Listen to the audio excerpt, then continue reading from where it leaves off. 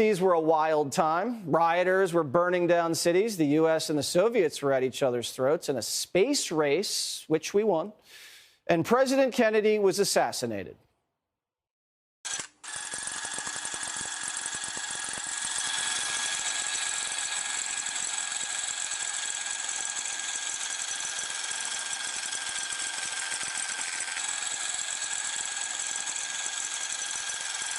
Kennedy's assassination had the country in mourning. Some of the best journalists in the business broke down delivering the news. From Dallas, Texas, the flash, apparently official, President Kennedy died at 1 p.m. Central Standard Time, 2 o'clock Eastern Standard Time, some 38 minutes ago.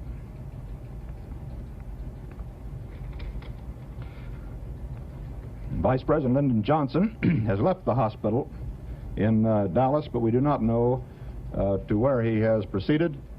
Presumably, he will be taking the oath of office shortly and become the 36th president. The man responsible? Lee Harvey Oswald, who shot Kennedy from the 6th floor of a Dallas building, a book depository. But before Oswald was able to spill his guts, Jack Ruby got to him. Oswald walks his last mile. His assailant moves in from the right. There is Lee Oswald. He's been shot. He's been shot. Lee Oswald has been shot. Now, from another camera, the motion is slowed. The murderer moves in, and here is the shame of all America as Jack Rubenstein takes the law unto himself. But millions of Americans felt like there was more to the story. Theories were running wild. Were the Russians involved, the CIA, LBJ?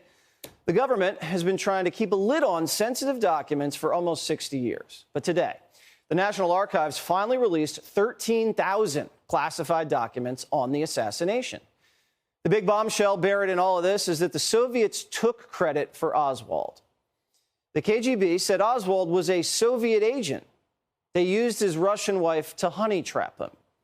Oswald was actually living in the Soviet Union in the 50s, where the KGB claims he was being trained. Is this Russian propaganda? Or did the Soviets really orchestrate the assassination of our president? Whether it's true or not, the CIA doesn't look great in this document dump.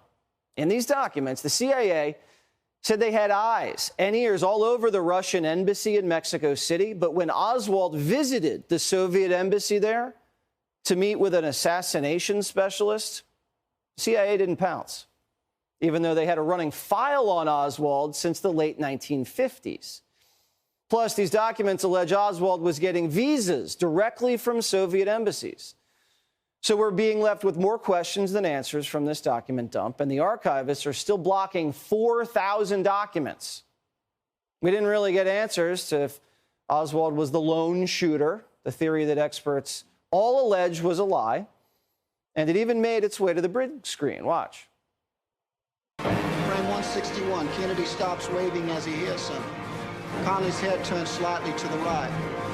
Frame 193, the second shot hits Kennedy in the throat from the front. Frame 225, the president emerging from behind the road sign. You can see that he's obviously been hit, raising his arms to his throat. The third shot, frame 232, hits Kennedy in the back, pulling him downward. Frame 238, the fourth shot. It misses Kennedy and takes Connolly in the back. This is the shot that proves there were two rifles. Jim DiEugenio is the author of JFK Revisited and the screenwriter for Oliver Stone. So, Jim, have you looked at these documents, and what are you feeling today? Well, I had an opportunity to look at some of them, and let me give you an example of what I mean. This is supposed to be a 4-page document. Look at page 2. There's nothing on it, all right? Then look at page 3. There's like one sentence on it. There's another document, and this is a very serious problem that people have. Look at this page. You can barely read it. It's illegible. You know, and I think what people get angry about who are really serious about this subject are that the National Archives has had a very, very long time to go ahead and get this ready. I mean, I'm not talking months. I'm not talking years.